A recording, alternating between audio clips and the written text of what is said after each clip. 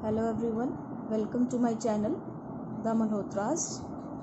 हम कुछ ऐसी प्रॉब्लम्स पे फोकस करेंगे जैसे कि जो हम बड़े क्वेश्चन सॉल्व करते हैं उनमें कुछ हमें प्रॉब्लम्स आती हैं, जैसे कि हमें स्क्वायर रूट फाइंड आउट नहीं करना आता कि कैसे स्क्वायर रूट किसी टर्म का फाइंड आउट करते हैं, बोर्ड मास कैसे लगाते हैं, ये सब कुछ हम देखेंगे कि कैसे सॉल्व होता है। इसका मेथड मैं आपको बताऊँगी। सबसे पहले हम स्टार्ट करेंगे अपनी प्रॉब्लम स्क्वायर रूट से।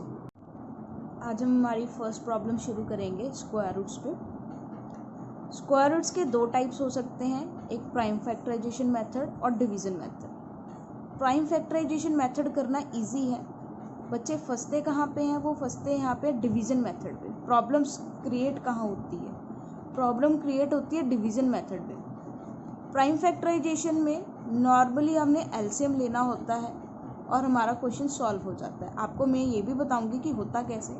और डिवीज़न मेथड में हमने इस तरह से डिवाइड के फॉर्म में करना होता है, बट प्रॉपर डिवाइड नहीं होता। डिफरेंस मैं आपको बताऊंगी कि क्या होता है।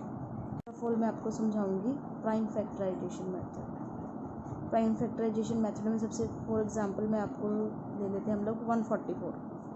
हमें पता है कि 144 का जो स्क्वायर रूट होता है वो 12 होता है, बट प्राइम फैक्टराइजेशन के अकॉर्डिंग हम इसको कैसे फाइंड आउट कर सकते हैं। ठीक है, सबसे पहले हमने क्या करना है, इसका एलसीएम ले लेना है। इसका एलसीएम ले लेना है सबसे छोटी टर्म से। ये तो आपने छोटी क्लासेस में पढ़ा ही है, थर्ड फोर्थ में, कि एलसीएम कैसे फाइंड आउट करते हैं। फिर उसके बाद क्या करना है, 144 का ये जो मैंने फाइंड आउट किया है स्क्वायर रूट, उसके लिए आप लोगों ने इसके यहाँ से पेयरिंग शुरू कर देंगे। ये देखिए, दो दो के जोड़े बन गए। इनमें से दो में से एक 2 ले लेना है, इन दोनों में से एक ले लेना है और इसमें से एक 3 ले लेना है। ठीक है, नहीं समझ में आया तो यहाँ पे 144 लिख लो। जितनी भी टर्म्स हैं उनको यहाँ पे लिखिए। 2 × 2, 2 × 2, 2 × 2, 3 × 3। यहाँ पे उनकी पेयरिंग कर दीजिए। इसमें से एक 2 ले लिया, इसमें से एक 2 ले लिया एंड इसमें से 3 ले लिया। ठीक है, अब क्या करेंगे, इन तीनों को आपस में मल्टीप्लाई करेंगे। 2 × 2 = 4, 4 × 3 = 12। Here is your answer. ये था हमारा प्राइम फैक्टराइजेशन के अकॉर्डिंग हम लोग अपना स्क्वायर रूट कैसे फाइंड आउट करते हैं। अब जो नेक्स्ट जो बड़ी प्रॉब्लम है वो आती है डिवीज़न मेथड में। वो डिवीज़न मेथड अब हम स्टार्ट करेंगे और इसी का मैं बताऊंगी कि 144 नंबर जो है इसका डिवीज़न मेथड से आपको किस तरह से फाइंड आउट करना है। ठीक है, अब हम स्टार्ट करेंगे अपना डिवीज़न मेथड।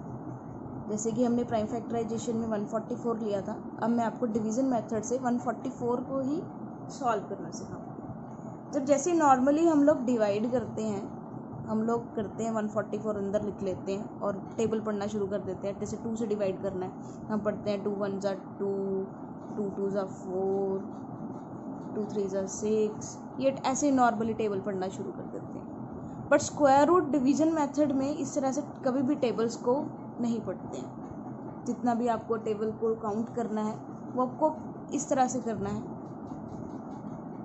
2 × 2 = 4, 3 × 3 = 9, 4 × 4 = 16। मैं 1 बोलना भूल गई। 1 × 1 = 1 एंड 0 0 = 0। वो तो नॉर्मल ही है, वो तो पता ही है हमें। 5 × 5 = 25। ऐसे ही आगे फर्दर आप लोगों को स्क्वायर रूट्स के फॉर्म में टेबल्स को काउंट करना होता है। ठीक है, नेक्स्ट जो करना है, आप देखिए 144। अब स्क्वायर रूट शुरू करते हैं। 144 मैंने ले लिया। 144 की पेयरिंग शुरू करनी है। पेयरिंग का मतलब कि जोड़े बनाने शुरू करने हैं, वो भी पीछे से स्टार्ट, यहाँ से राइट टू लेफ्ट बनाने हैं। अभी 144 कितने डिजिट्स हैं? 3 डिजिट हैं। 3 डिजिट के पेयर कैसे बन गए? इन 4 4 का क्या बन गया आपके पास?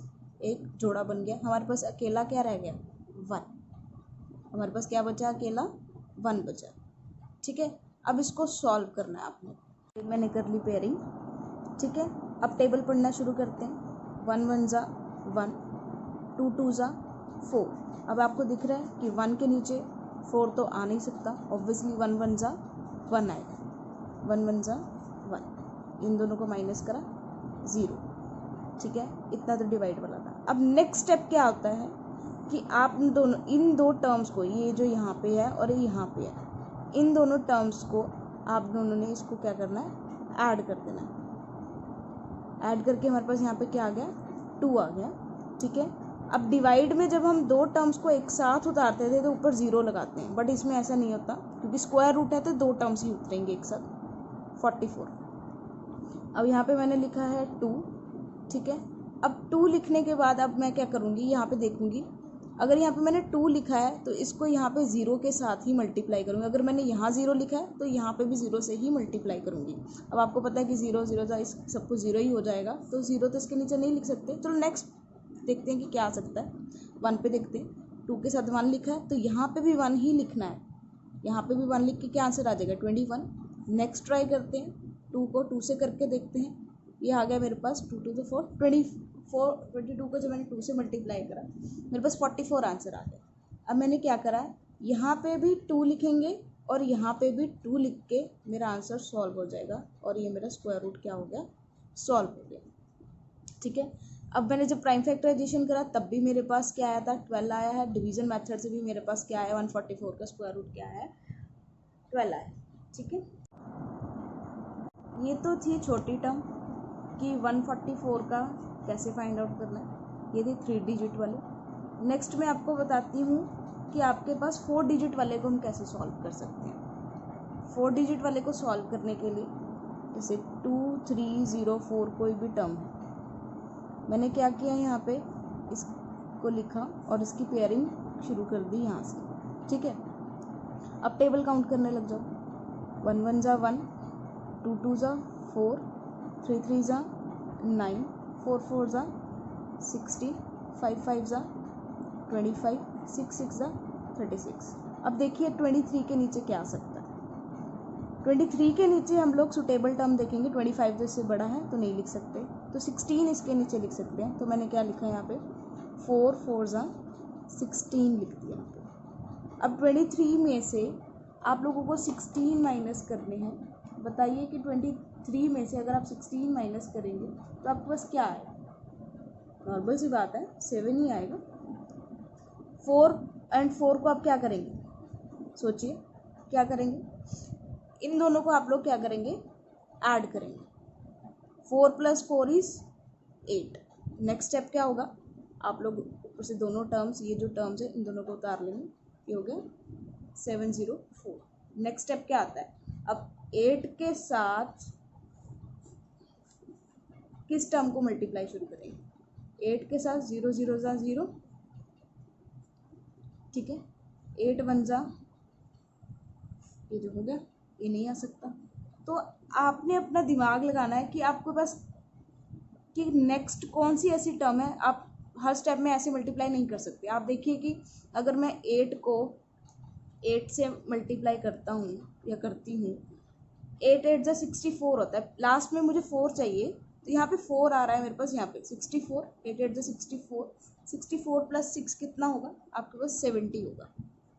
ठीक है, यहाँ पे भी 8 लिखा, यहाँ 8 लिखा, मेरे पास आंसर आ गया 704। मैंने सॉल्व किया, ये मेरे पास बन गया कि स्क्वायर रूट ऑफ 304 हमारे पास क्या होगा, 48। Hope you understand. चलिए एक और एग्जांपल देख लेते हैं, जैसे कि हमारे पास नेक्स्ट एग्जांपल है 104976। इसका देखते हैं स्क्वायर रूट कैसे फाइंड आउट करेंगे। अब पेयरिंग स्टार्ट करेंगे लास्ट से, 7 और 6 की पेयरिंग, 4 और 9 की, एंड 10। फिर से टेबल कैसे काउंट आउट करना है, 1 1 जा 1, 2 2 जा 4, 3 3 जा 9, 4 4 जा 16।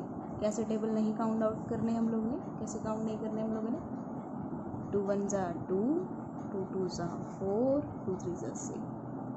ये चीज़ हमने नहीं करनी। अभी इस चीज़ को याद रखेंगे, टेबल हमेशा ऐसे ही काउंट होंगे। ठीक है, अब उसके नीचे हम क्या लिख सकते हैं, 3 3 जा 9 हमने लिख लिया। अब इसमें 10 में से 9 माइनस करा, दैट इज़ 1। अब क्या करेंगे, इन दोनों को हम लोग क्या कर देंगे, ऐड कर देंगे। ये क्या आ गया आपके पास 6, ऊपर से हम लोग क्या करेंगे 4 और 9 को ले आएंगे नीचे।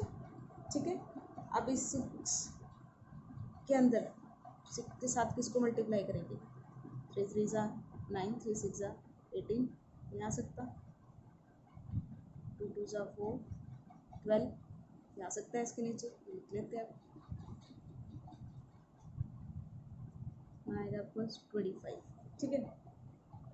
अब नेक्स्ट स्टेप आता है यहाँ पे कि अब ये जो 62 है और ये जो 2 है, थर्ड स्टेप के लिए स्टेप नंबर 1 था, ये स्टेप नंबर 2 था। अब जो जो स्टेप 3 होगा इसके अंदर क्या करना है, इस 62 के अंदर आपने ये वाले 2 को ऐड कर देना।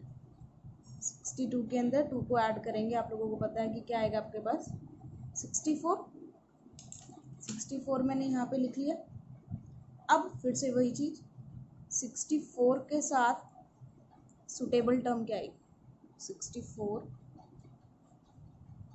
पहले ये तो देख लो मुझे क्या होता रहा, 7 और 6, 64 के आप मुझे दिख रहा है कि 4 आ सकता है, तो 16 मुझे लास्ट में दे सकता है, 6 दे सकता है, 4 4 जा 16, 16 7 25, ठीक है जी।